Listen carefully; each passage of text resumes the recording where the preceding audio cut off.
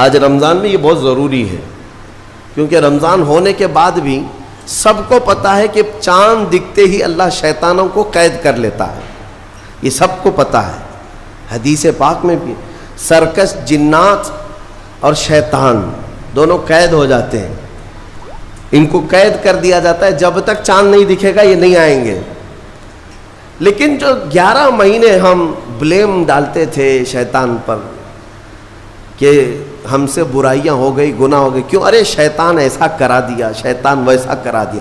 اب رمضان میں کون کرا رہا ہے؟ السلام علیکم ورحمۃ اللہ تعالی وبرکاتہ۔ تو آج ہم بات کرنے والے ہیں مفتی سلمان اظہری صاحب کے اس ویڈیو کے بارے میں۔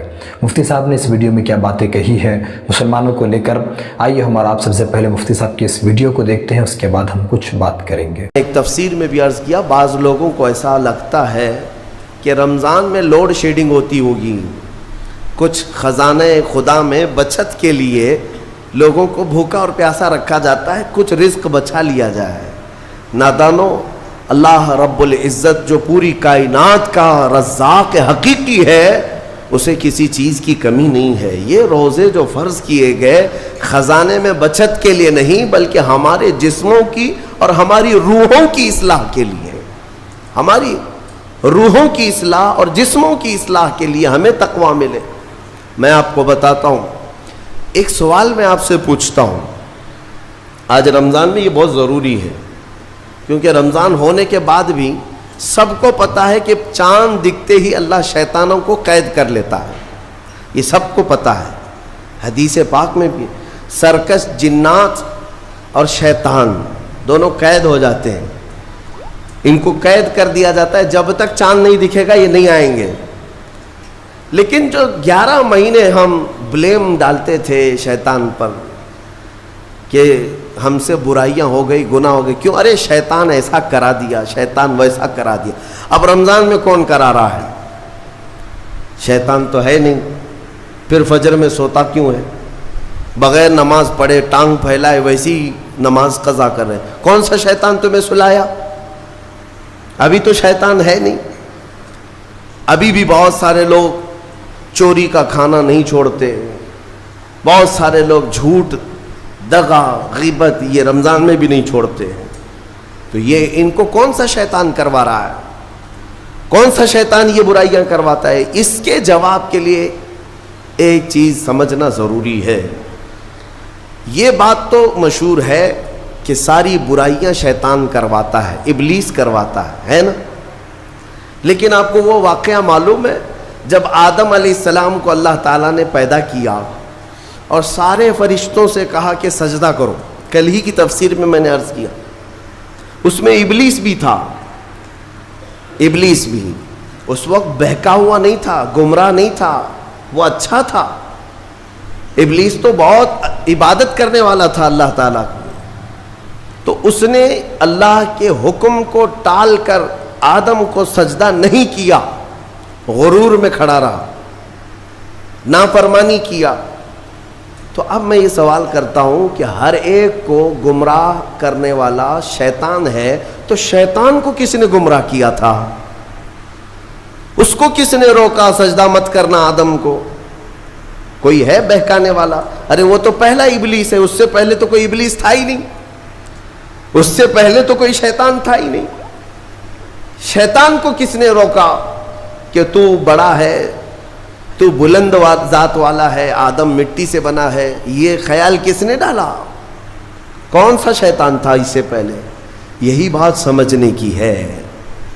محدثین نے مفسرین نے فرمایا، ابلیس کو جس چیز نے سجدہ کرنے سے روکا وہ نفس امارہ ہے، وہ نفس ہے جو آج بھی تمہارے ساتھ ہے۔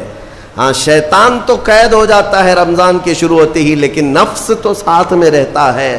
اب پتہ چلا کہ رمضان میں جو کچھ بھی غلطیاں یا کوتاہیاں یا گناہ کچھ لوگوں سے سرزد ہوتے ہیں تو یہ نفس کے پجاری ہیں، نفس ان کے ساتھ ہے، یہ نفس کی غلامی میں آ گئے اور نفس کے شکار ہو گئے۔ اسی لیے قرآن میں اللہ تعالیٰ نے اپنے رسول سے بھی یہ فرمایا، اَرَأَيْتَ مَنِ اتَّخَذَ إِلَٰهَهُ هَوَاهُ أَفَأَنْتَ تَكُونُ عَلَيْهِ وَكِيلًا۔ اے رسول کیا آپ نہیں دیکھتے کچھ لوگ ایسے ہیں جنہوں نے اپنے نفسانی خواہشات کو اپنا خدا بنا لیا ہے, اپنی خواہشات کو اپنا خدا بنا لیا ہے.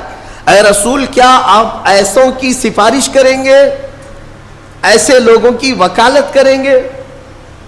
یعنی رب تبارک و تعالیٰ نے فرمایا کچھ لوگ وہ ہیں جو اپنی خواہشات کی پوجا میں ہیں. کیا مطلب خواہشات کی پوجا؟ کیا مطلب ہے اپنے خواہشات کے پیچھے چلنا؟ مطلب یہی ہے کہ جو دل میں آیا اس بندے نے یہ سوچ لیا اسے کرنا ہی ہے مجھے, یہ خواہشات کے پیچھے چل رہا ہے.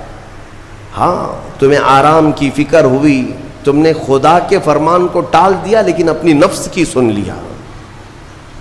اللہ تبارک و تعالیٰ کا حکم کچھ اور ہے لیکن تمہاری طبیعت کچھ اور چاہ رہی ہے. رب تبارک و تعالیٰ کا حکم تھا صبح صبح تمہیں اپنے گھر بلا رہا تھا لیکن تم نے اس کی نہیں سنی, اپنے من کی سنی, اپنے نفس کی. تو یہی تو ہوا نفس کی پوجا, یہی ہے نفس کی عبادت, نفس کی پرستش, جس کو قرآن میں کہا گیا ہے کہ کچھ لوگ ایسے ہیں جنہوں نے اپنی خواہشات کو خدا بنا لیا ہے. یہ نفس امارہ جس کے بھی اوپر حاوی ہو جاتا ہے, اچھے اچھوں کو یہ ان کا تقوی بھسم کر دیتا ہے, ایمان سے بھی دور کر جاتا ہے. اس لیے میرے عزیزوں میں جو عرض کرنے جا رہا ہوں وہ یہ ہے کہ ہمارے لیے زندگی میں سب سے بڑا چیلنج اپنے نفس امارہ سے لڑنا. آپ کو پتہ ہے رسول پاک صلی اللہ تعالیٰ علیہ وسلم ایک جہاد سے جب واپس مدینے تشریف لا رہے تھے, وہ جہاد بہت سخت تھا, صحابہ زخمی تھے, بہت گھماسان کی لڑائی ہوئی تھی, لیکن جب واپس مدینے آ رہے تھے تو میرے آقا نے ایک جملہ فرمایا تھا, رجعنا من الجہاد الاصغر الى الجہاد الاکبر. اے میرے صحابہ ہم چھوٹے جہاد سے بڑے جہاد کی طرف جا رہے ہیں. صحابہ نے پوچھا اس سے بڑا جہاد اب کون سا ہے یا رسول اللہ؟ میرے آقا صلی اللہ علیہ وسلم فرماتے ہیں اے میرے صحابہ اپنے نفس سے لڑنا اب یہ بڑا جہاد ہے, نفس سے لڑنا بڑا جہاد ہے. میرے عزیزوں یہ خواہشات کو ہی ختم کرنا ہو, اس نفس کو اگر کنٹرول میں لانا ہو تو کیا کرو گے؟ نفس امارہ سب کے پاس ہے. قرآن میں مولا فرماتا ہے وما ابرئ نفسی ان النفس لامارۃ بالسوء الا ما رحم ربی. کوئی اپنے نفس سے بچ نہیں پائے گا سوائے وہ شخص جس پر میرا رب رحم فرمائے. اللہ کا رحم جس پر ہو گیا وہ اپنے نفس سے بچ جائے گا.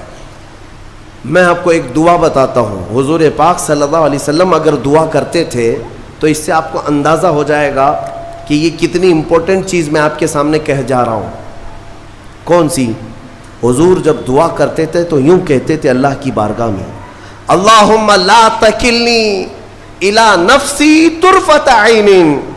اے اللہ تو مجھے میرے نفس کے حوالے ایک منٹ کے لیے بھی مت دینا, تو اپنی حفاظت میں رکھ. حضور جب یہ دعا کرتے تھے کہ مجھے میرے نفس کے حوالے ایک منٹ کے لیے, طرفۃ عین کہتے ہیں پلک جھپکنے کے برابر, اتنے ٹائم کے لیے بھی اے اللہ تو مجھے میرے نفس کے حوالے مت کرنا, تو اپنی حفاظت میں رکھ. سید الانبیاء جب یہ دعا کرتے ہیں تو اندازہ کرو اے مومنو نفس کی تباہ کاریاں کیا کیا ہیں. یہ کتنوں کو ہلاک کر دیتا ہے, کتنوں کا عمل ضائع کرتا ہے, کتنوں کا ایمان ختم کرتا ہے. اب میں جو بات کہہ رہا ہوں وہ یہ توجہ سے سنو, یہ نفس امارہ جس نے شیطان کو بھی گمراہ کیا, شیطان کو بھی بہکا دیا, یہ نفس آدم کو سجدہ نہ کرنے کا جو غرور پیدا کیا یہی نفس امارہ تھا. اس نفس امارہ کو اگر کوئی کنٹرول کرا سکتا ہے تو وہ ماہ رمضان المبارک. بس یہی. جیسا کہ آپ نے مفتی صاحب کے اس ویڈیو کو آپ نے دیکھا کہ کس طرح مفتی صاحب تمام مسلمانوں کو لے کر, ملک کے حالات کو لے کر, ہر ایک مسئلے کے بارے میں جو باتیں انہوں نے بتائی ہے مسلمانوں کو, قوم کو, تو ہمیں چاہیے کہ ہم اس پر عمل کریں اور دوسروں تک ضرور شیئر کریں, تاکہ آپ اگر شیئر کرتے ہیں تو وہ بھی اس بیان کو سن پائیں گے. تو آپ میرے اس چینل کو ضرور سبسکرائب کیجیے اور ساتھ میں دوستوں کے ساتھ ضرور شیئر کیجیے اسی طرح اور ویڈیوز جاننے کے لیے. السلام علیکم ورحمۃ اللہ وبرکاتہ.